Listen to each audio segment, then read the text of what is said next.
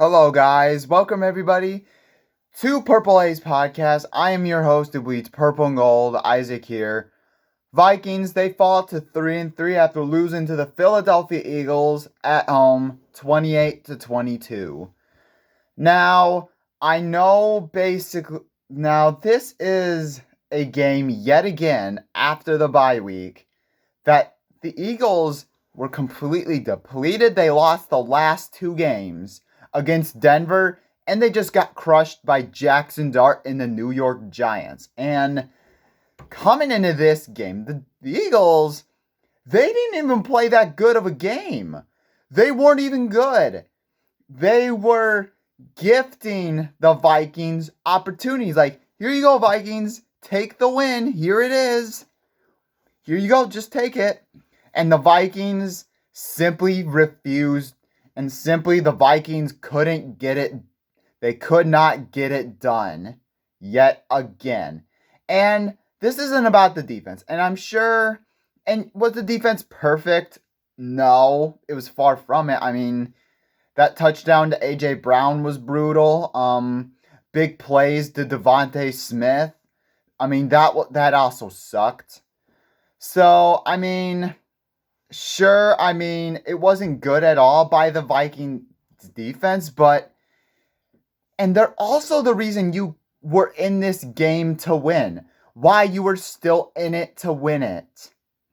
They were also the reason why you were in it. I mean, in terms of true points, the Vikings only gave up 21 points to the Philadelphia Eagles. They only gave up 21. And they held sick. And the thing that they struggled the most with is in the run game. Like their run defense. They only held Saquon Barkley to 2.4 yards per carry. And only allowing just 21 points. Sure, they didn't turn the ball over, but they got stop after stop after stop. And the only reason why you lost was, in my opinion, the offense. The offense yet again loses a winnable game. You would have won. And forget about the defense. Sure you would have had a couple big plays. Sure you wouldn't have allowed it. But the reason why you lost is because, you moved the ball just fine. You weren't like completely inept, but you lost the turnover battle 2-0. And in the red zone, and I'm not going to count not counting the last field goal because you had to score a field goal. Okay, fine. But besides that, you were 1 of 5 in the red zone. Besides that last field goal try, you were 1 of 5. So that's unacceptable. And the reason why you were the turnovers, let's talk about that. And there are three main people. Blake Brandel. My goodness, dude. And I've never seen as bad of a game as I thought I would have seen from Blake Brandel. He gave up a pick six, which, yes, it's easy, but yes, it's easy to blame Carson Wentz there, but I don't even blame Carson Wentz for that. That's Blake Brandel. He gave up the pressure. What happened? Pick six. Eagles go up 14-3. So that's inexcusable. And then you had 3 red zone trips that had Blake Brandel's name written all over it. Bad snap. You had a bad snap that turned it into 4th and long. You had a penalty that negated a touchdown, and then you gave up a sack where you were down 21-16. You could have taken the lead by 2. Instead, you gave up a sack. And the bad snap that he had, the penalty that he had, and the pick six that he had was all in the first half alone. I have never seen as bad of a game as any center. And this is coming from a guy who has seen Garrett Bradbury. At least Garrett Bradbury has never had this bad of a game compared to Blake Brandel. And I thought this dude would be a long-term solution to be the center for the Vikings. He clearly wasn't. Blake Brandel clearly was not. He is not the center for. He is not the center, and the reason why he lost was because of Blake Brandel. Simple. And Carson Wentz, it is what it is, man. He is a backup for a reason. One of the red zone trips that he had missed a wide open receiver. And then one of the interceptions, and then the second interception was on him. Just a bad decision by Carson Wentz. And too many times where he held onto the ball too long. He only had a quarterback rating of 64. That's not good at all. So Carson Wentz, he's a backup for a reason. And it completely showed why he's a backup and why there's no controversy at all. And so, if anything, JJ McCarthy, once healthy, he needs to start. But on the event that JJ McCarthy isn't healthy against the Chargers on a short week, start Max Brosmer.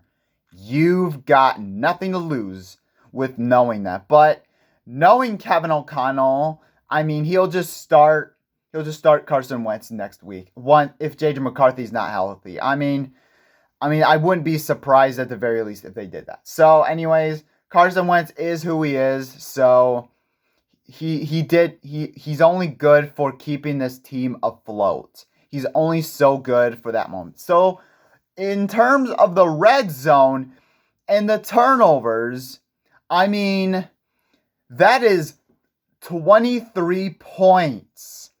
23 points combined.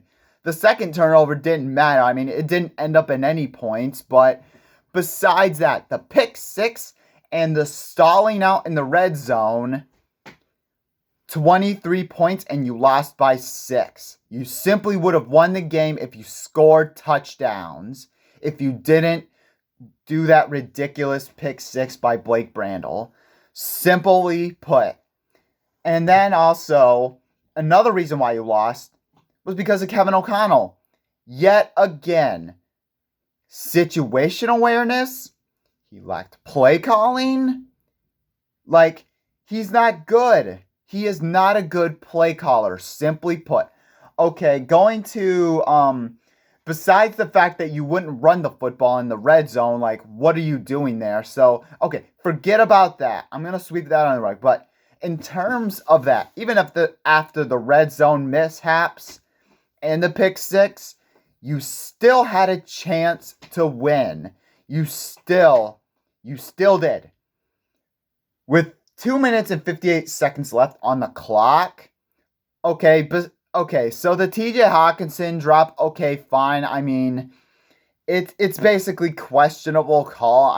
At best, if or whether TJ Hawkinson, maybe he caught the ball. I don't know. Okay, fine. But fourth down, 2 minutes and 58 seconds down, 28-19.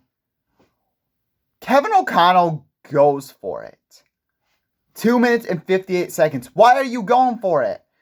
But on the event, you didn't end up scoring the touchdown. You did settle for your field goal, which is what we should have done early on, which, okay, you did settle field goal and made it a 6-point game, but the difference between that is because you had before you went for it on fourth down, you had the 2-minute warning, you had all 3 timeouts. That is enough time for the defense to give the offense the ball back and then give them the ball back and then at least attempt to win. You should have kicked the field goal. Instead, you went for it. You wasted a minute on the clock, burning the 2-minute warning, giving your defense no chance. The only chance that they would do is go 3 and out. The Eagles go 3 and out. I don't see that happening one bit. I did not see that happening one bit. You killed any sort of chance of winning. That is simple coaching on that is one of the most easiest things that any coach would have done to save their team more time. Instead, you just got cute. You did it again. So, you're just not good enough, Kevin O'Connell. You're not good enough at situational awareness. You're not good at play calling. You're not good at putting your best players in positions to win. You're just not good enough. And I will continue to give up play calling until it does happen. Because if you're trying to be a championship team and if your offense is not doing good enough to win games and your defense is for the last 3 years, it falls on the head coach. You're supposed to be, and it seems like, and you're not the offensive mastermind. You're not. You're just not an offensive mastermind. If you say you are, you're not. You're not good at any of those things. That's the hard truth. You're just not good enough, Kevin O'Connell, for play calling or the offense. Because it's always something about the offense, and the offense continues to shoot themselves in the foot. And that is why you lost a Eagles team who was not playing that good. Simple as that. Thank you guys so much for watching. Hit that like button. Hit that subscribe button if you haven't already. Skull Vikings.